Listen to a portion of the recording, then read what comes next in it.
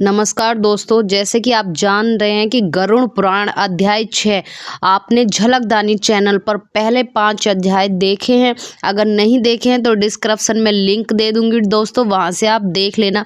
हमने 5वें अध्याय में जाना था कि गरुड़ पुराण से कितनी सजाएं मिलती हैं, किस प्रकार आगे के गरुड़ पुराण से क्या क्या हो सकता है, इन सारी चीज़ों का वर्णन किया गया है 5 अध्याय तक। और किस तरह से कितने नगर पड़ते हैं, बैतरानी नदी का क्या वो है, सारी चीज़ें मैंने उन अध्याय में आपको सरल हिंदी में बताया है। तो आप वहां से डिस्क्रिप्शन में लिंक दे दूंगी, आप वहां से जाकर देख सकते हैं, क्योंकि वीडियो बहुत लंबी हो जाएगी। अब हम जानेंगे गरुड़ पुराण का अध्याय 6 कि गरुड़ पुराण में क्या है, गर्भ में कैसे उत्पन्न हुआ था, गर्भवास आदि दुखों का भोग, कई प्रकार के यमलोकों में किस प्रकार की सजाएं दी जाती हैं। तो दोस्तों, सबसे पहले चैनल को सब्सक्राइब कर लीजिए अगर चैनल सब्सक्राइब नहीं किया, और वीडियो अच्छी लगे तो लाइक अवश्य करना, शेयर करना, ताकि आगे की वीडियो की नोटिफिकेशन आप लोगों तक पहुंच सके। दोस्तों, आगे चलते हैं। गरुड़ पुराण अध्याय 6। गरुड़ पुराण कहते हैं कि गरुड़ पुराण पढ़ने से कितने दुखों का अंत हो सकता है, और कहते हैं अंतिम समय में संस्कार में गरुड़ पुराण से क्या मिलता है। सारी चीज़ों का ये अध्याय जो है, मैं स्टेप बाय स्टेप आप लोगों के साथ एक एक अध्याय का वर्णन करती हूँ। अब चलते हैं। गरुड़ पुराण ने कहा कि हे केशव, नर्क से आया हुआ जीव माता के गर्भ में कैसे उत्पन्न होता है, वह गर्भवास आदि के दुखों को जिस प्रकार भोगता है, वह सब भी मुझे बताइए। विष्णु रूप वाच में कहा, भगवान विष्णु ने कहा, स्त्री और पुरुष के संयोग से जैसे मनुष्य की उत्पत्ति होती है, उसी में तुम्हें कहूँगा। ऋतु काल के आरंभ के 3 दिन तक इंद्र को लगी ब्रह्म हत्या का चतुर्यास रज शवला स्त्री में रहता है। उस ऋतु काल के मध्य में किए गए गर्भाधान के फलस्वरूप पाप आत्माओं के देह की उत्पत्ति होती है। रजस्वला स्त्री प्रथम दिन चांडालिनी, दूसरे दिन ब्रह्मघातनी और तीसरे दिन रज की धोबिन कहलाती है। नरक से आए हुए प्राणियों की ये 3 माताएं होती हैं। देव की प्रेरणा में कर्मानुरोधी शरीर प्राप्त करने के लिए प्राणी पुरुष के वीर्य का आश्रय लेकर स्त्री के उदर में प्रविष्ट होता है। एक रात्रि में वह शुक्राणु कलक के रूप में, 5 रात्रि में बुद्ध के रूप में, 10 दिनों में बेर के समान तथा उसके पश्चात मांसपेशियों से युक्त अंडाकार हो जाता है।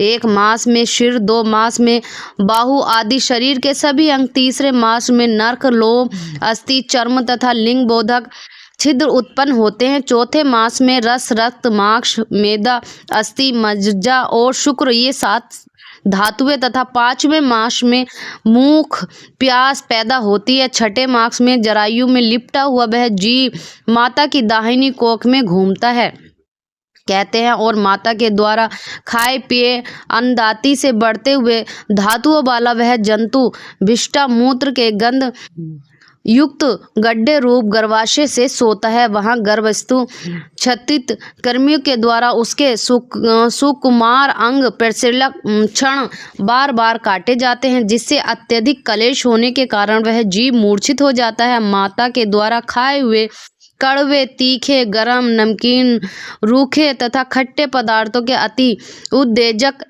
स्पर्श से उसे समूचे अंग में वेदना होती है, और जरायु अर्थात झिल्ली से लिपटा हुआ वह जीव आंतों द्वारा बाहर से ढका रहता है।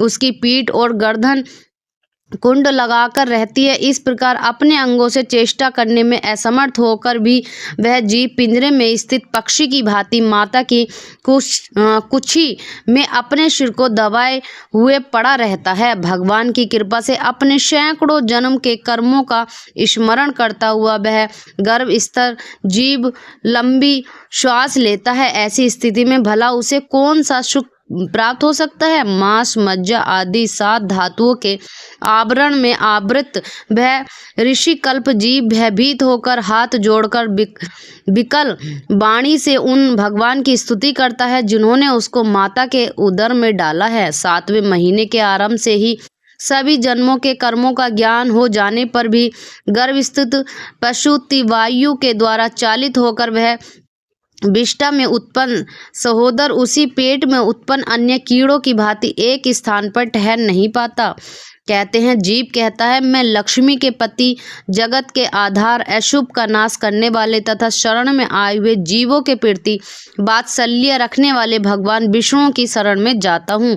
हे नाथ, आपकी माया से मोहित होकर मैं देह में यह भाव तथा पुत्र और पत्नी आदि के मम तब भाव के अभिमान से जन्म मरण के चक्र में फंसा हूँ। मैंने अपने परिजनों के उद्देश्य से शुभ और अशुभ कर्म किए, किंतु अब मैं उन कर्मों के कारण अकेला चल रहा हूँ। पुत्र, उन कर्मों के फल भोगने अलग हो गए। यदि इस गर्भ से निकलकर मैं बाहर जाऊं तो फिर आपके चरणों का स्मरण करूंगा और ऐसा उपाय करूंगा जिससे मुक्ति प्राप्त कर लूं। विष्ठा और मूत्र के कुएं में गिरा हुआ जठराग्नि से जलता हुआ एवं यहाँ से बाहर निकलने की इच्छा रखता हूँ। मैं कब बाहर निकल पाऊंगा? इस दीन दयाल परमात्मा ने मुझे इस प्रकार का विशेष ज्ञान दिया। मैं उन्हीं की शरण में ग्रहण करता हूँ जिससे मुझे पुनः संसार के चक्र में ना आना पड़े, अथवा मैं माता के गर्भगृह से ही कभी भी बाहर जाने की इच्छा नहीं करता, क्योंकि बाहर जाने पर पाप कर्मों से पुण्य मेरी दुर्गति हो जाएगी।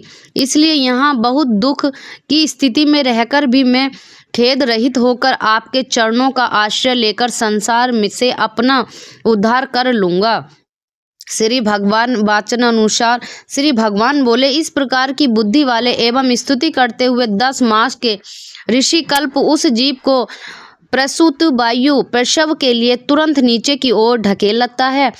प्रस्तुति मार्ग के द्वारा नीचे सिर करके सहसाया गिराया गया वह आतुर जीव अत्यंत कठिनाइयों से बाहर निकलता है और उस समय वह सांस नहीं ले पाता तथा उसकी स्मृति भी नष्ट हो जाती है। पृथ्वी पर विष्ठा और मूत्र के बीच गिरा हुआ वह जीव मल में उत्पन्न कीड़े की भांति चेष्टा करता है और विपरीत गति प्राप्त करके ज्ञान नष्ट हो जाने के कारण अत्यधिक रुदन करने लगता है। गर्भ में रुग्णावस्था में शमशान भूमि में तथा पुराण के पारायण या श्रवण के समय जैसी बुद्धि होती है, वह यदि स्थिर हो जाए तो कौन व्यक्ति सांसारिक बंधन मुक्त नहीं हो सकता। कर्म भोग के अंदर जीव तक गर्भ से बाहर आता है, तब उसी समय वैष्णवी माया उस पुष्प को मोहित कर देती है। उस समय माया के स्पर्श से वह जीव विवश होकर कुल बोल नहीं पाता। पृथ्वी शैशवादी अवस्थाओं में होने वाले दुखों को पराधीन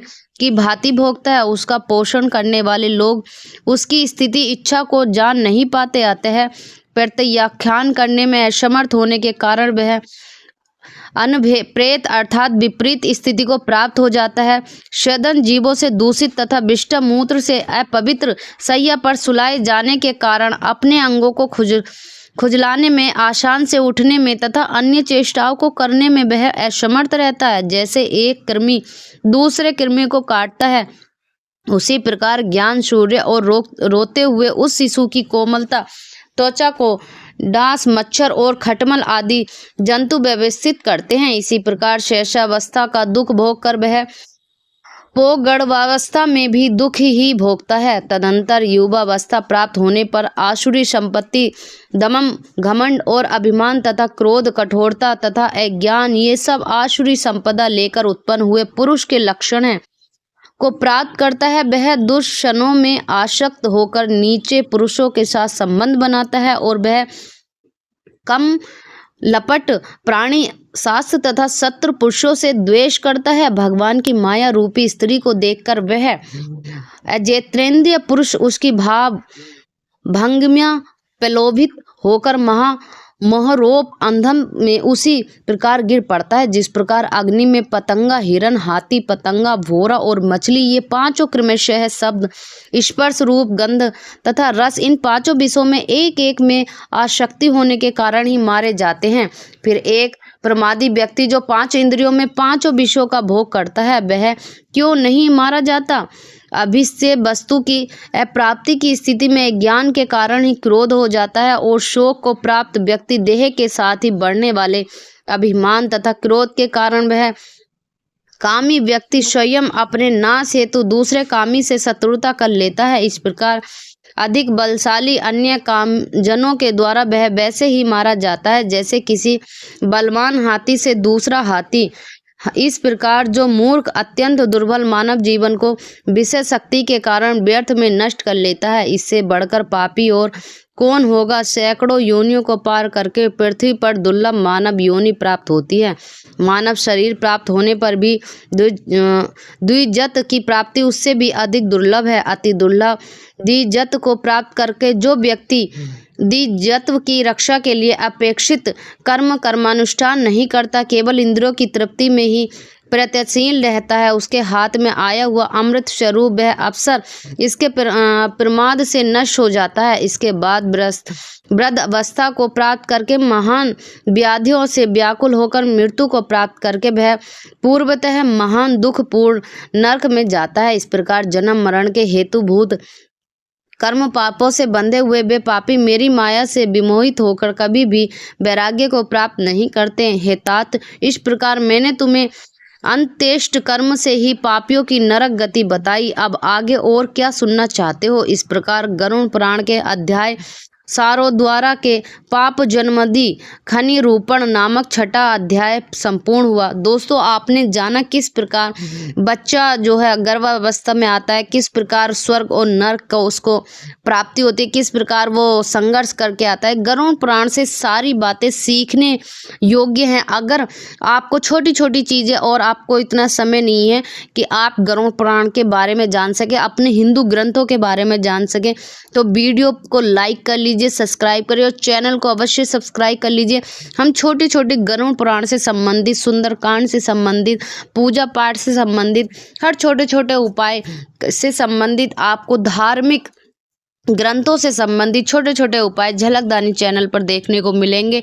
और आगे भी ऐसी ही आप लोगों के लिए छठे अध्याय में आप लोगों को बताया जाएगा कि किस प्रकार गरुड़ पुराण में क्या क्या और किस प्रकार पढ़ा जाता है, पढ़ने सुनने मात्र से क्या होता है। तो दोस्तों, तब तक के लिए नमस्कार।